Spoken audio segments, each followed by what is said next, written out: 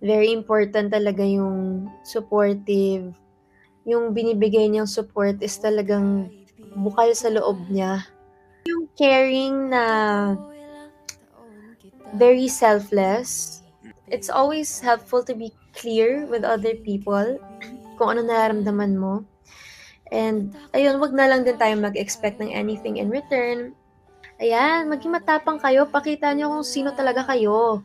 Ilabas niyo ang mga sarili niyo, hindi. Tomorrow was never promised. So, I think it's harder to live with regret than with rejection. For me lang personally. It's better to have loved and lost than to not have loved at all. Ayan, hello po sa inyong lahat. Hello to all my solid Alexa fans. Siyempre sa mga sweethearts. Thank you so much for tuning in.